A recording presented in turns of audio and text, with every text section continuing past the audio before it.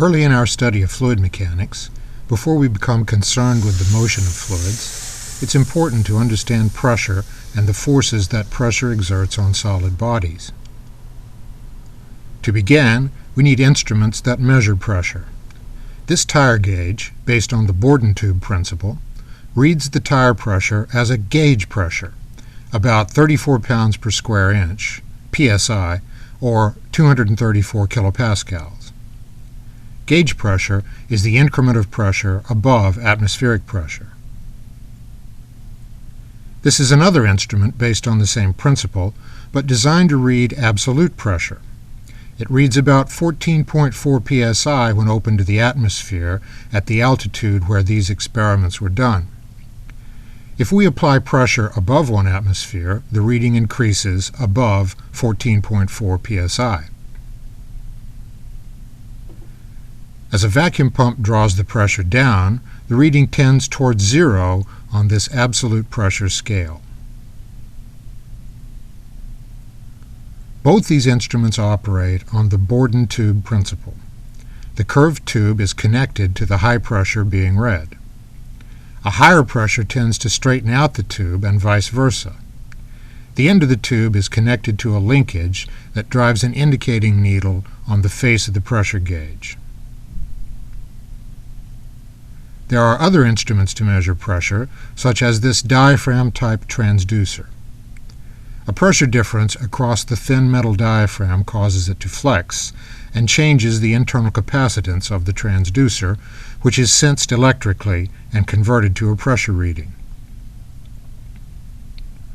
This is a modern piezoelectric pressure transducer.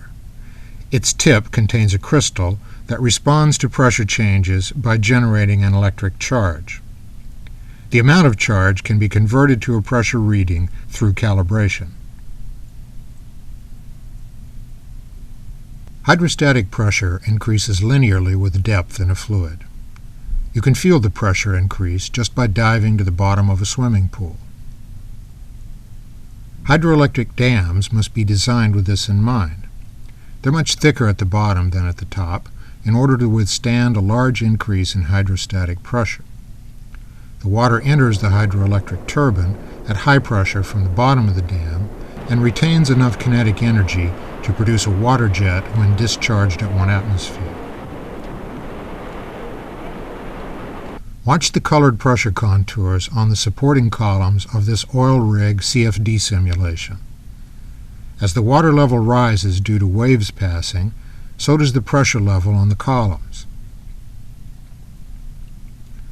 Deep-sea research craft like the Johnson Sea-Link submersible must be made immensely strong to withstand the pressure at the ocean floor. This doesn't bother the strange creatures that live there, however, because the pressure inside their bodies is the same as the surrounding pressure. If that were not the case, they would be crushed instantly. Here's a popular little experiment that demonstrates hydrostatic pressure in the atmosphere.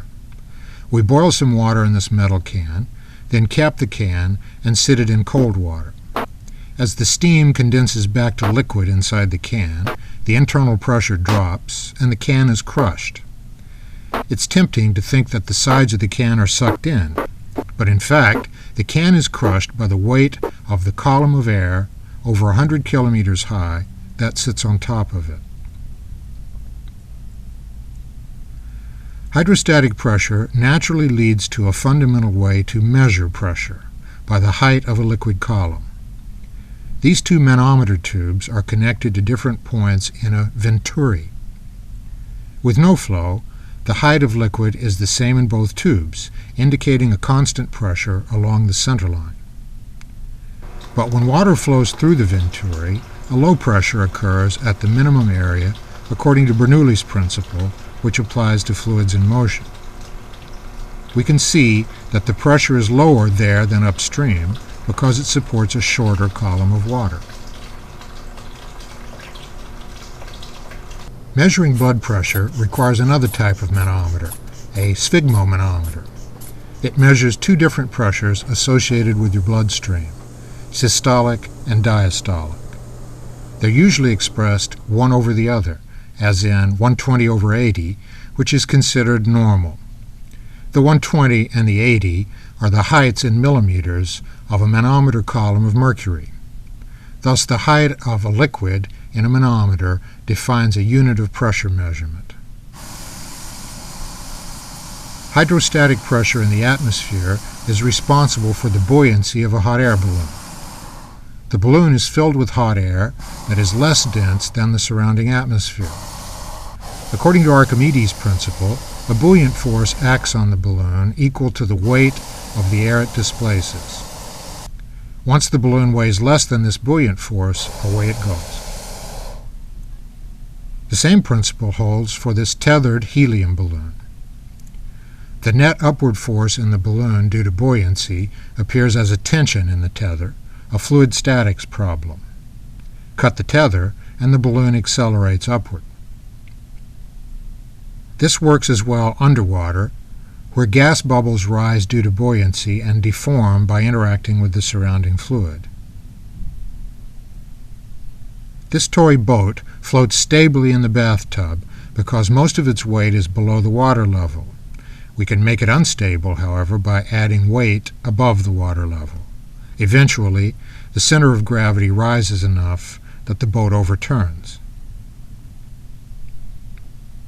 Likewise, the box in this CFD simulation is top-heavy, so it's unstable and flips after being dropped into a tank of water. Once the heavy side is down, it floats stably.